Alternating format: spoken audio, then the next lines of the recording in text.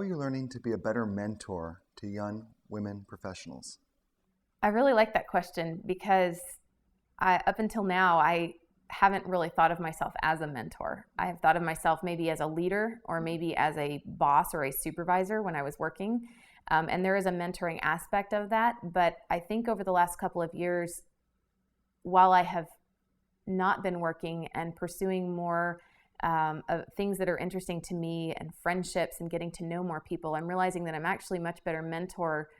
I feel like now that I'm not in a career every day pushing really hard where I would have liked to have been a mentor, but really again didn't have the capacity to really give.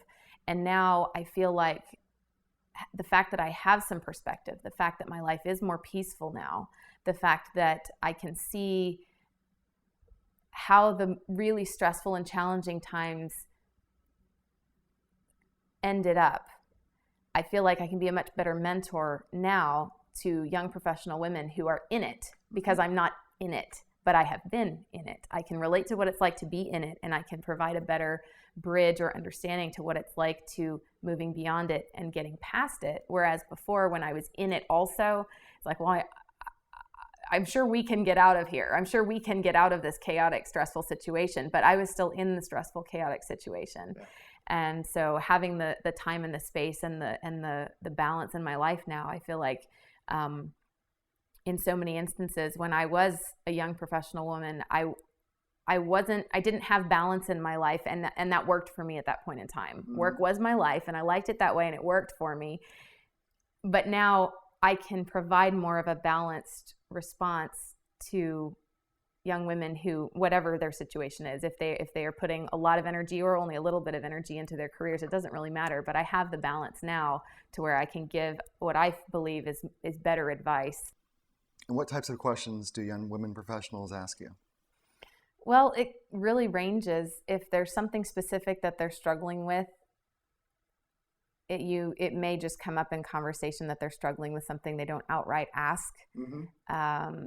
And they're just sharing with something that they're struggling with, and I might offer some suggestions or some insight that I gathered through a similar experience. Mm-hmm. Sometimes they'll ask kind of a bigger question, how did you figure out that you wanted to start that company and that it was going to do that well? How did you know that, or how did that all happen? How did you get all the pieces of your life to fit together to where that company happened at that time in that incredible way? And my answer to that is nothing made total sense then. It made total sense as time went on. And now looking back, it seems like all the pieces were there and it all added up. But at the time, it felt like something that was really exciting, was really a great shot at a company that really had a great shot of getting started and being something. And I had this incredible amount of passion and enthusiasm and excitement about it. Yeah.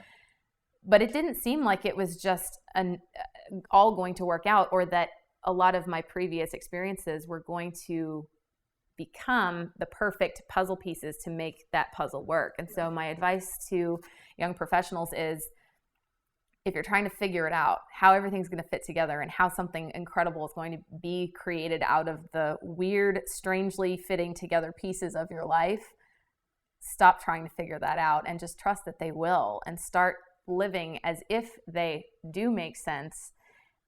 And at some point, you'll look back and you'll see that they absolutely do. You just can't start there, because looking forward, nothing looks like it makes any sense. It only makes sense looking backwards.